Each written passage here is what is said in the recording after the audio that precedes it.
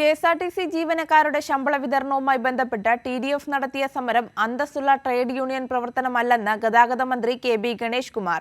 രാവിലെ തന്നെ ശമ്പളം കൊടുക്കുമെന്ന് അറിഞ്ഞിട്ടാണ് ടിഡിഎഫ് സമരം നടത്തിയതെന്നും ഇത് ശമ്പള വിതരണത്തെ ബാധിച്ചെന്നും മന്ത്രി പറഞ്ഞു. വരും മാസങ്ങളിൽ ആദ്യ ആഴ്ചയിൽ തന്നെ ശമ്പളം നൽകാനുള്ള ക്രമീകരണങ്ങൾ നടപ്പാക്കുമെന്നും മന്ത്രി ഉറപ്പു നൽകി. കഴിഞ്ഞ 2 മാസങ്ങളായി കെഎസ്ആർടിസി ഒറ്റത്തവണയായാണ് ജീവനക്കാർക്ക് ശമ്പളം നൽകുന്നത്. 17-ാം തീയതിക്കുള്ളിൽ ശമ്പളം ജീവനക്കാരുടെ അക്കൗണ്ടിൽ എത്തിയിരുന്നു. ഈ മാസവും ഇതേ രീതി തുടരുന്നതിനിടെയാണ് രാവിലെ തന്നെ ശമ്പളം ജീവനക്കാർക്ക് ലഭിക്കുമെന്നറിഞ്ഞിട്ടും ടിഡിഎഫ് സമരം നടത്തിയത്. ഇത് അന്തസ്സുള്ള ട്രേഡ് യൂണിയൻ പ്രവർത്തനമല്ലെന്നും യുഡിഎഫിന് വേണ്ടിയുള്ള വിടുപണിയാണെന്നും മന്ത്രി ഗണേഷ് കുമാർ പറഞ്ഞു. ഉച്ചയോടുകൂടി എല്ലാവർക്കും ശമ്പളം വിതരണം ചെയ്തു.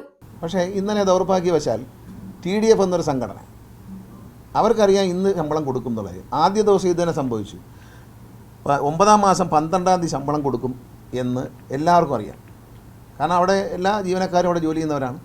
അവർക്കറിയാമല്ലോ നാളെ ശമ്പളം വരും, ഒരുമിച്ച് ശമ്പളം കൊടുക്കാനുള്ള പദ്ധതിയായി. പിറ്റേ ദിവസം രാവിലെ ഒരു ജാഥ, ഒരു സമരം, എല്ലാ ശമ്പളം തരൂ ഒരുമിച്ച് തരൂ എന്ന് മാറ്റും. ഒരുമിച്ച് തരും എന്ന് തലേ ദിവസം തന്നെ പറഞ്ഞു. ഇന്നലെ രാത്രി തന്നെ CMD അറിയിച്ചു, നിങ്ങൾ മാധ്യമങ്ങളെല്ലാം വന്നാണ് നാളെ രാവിലെ ശമ്പളമുണ്ട് എന്ന്. എല്ലാം ഞാൻ തന്നെ കണ്ടു. 24-ൽ ശ്രീകണ്ഠൻ നായർ തന്നെ പറഞ്ഞു നാളെ ശമ്പളം വരികയാണ്, അങ്ങ് രാവിലെ ശമ്പളം കൊടുക്കും. അതറിഞ്ഞുകൊണ്ട് രാവിലെ വരിക, അവിടെ സത്യാഗ്രഹം ഇരിക്കുക, ഫൈനാൻസ് ഓഫീസറെ അകത്ത് കയറ്റിയത്. അതുകൊണ്ടാണ് ഇങ്ങനെ ഒരു മീറ്റിംഗ് നമ്മൾ നടത്തേണ്ടി വന്നത്. വളരെ ദൗർഭാഗ്യകരമാണ്. അതൊരു അന്തസ്സുള്ള ട്രേഡ് യൂണിയൻ പ്രവർത്തനമല്ല. അതേസമയം വരും മാസങ്ങളിൽ ആദ്യ ആഴ്ചകളിൽ തന്നെ ശമ്പള വിതരണം ഒറ്റത്തവണയായി നൽകാനുള്ള ക്രമീകരണങ്ങൾ നടത്താനുള്ള നീക്കത്തിലാണ് കെഎസ്ആർടിസി. ക്രമേണ 1-ാം തീയതി തന്നെ ശമ്പളം ലഭിക്കുന്ന രീതിയിലേക്ക് പോകുമെന്നും മന്ത്രി ഉറപ്പു നൽകി. കൈരളി ന്യൂസ്, തിരുവനന്തപുരം.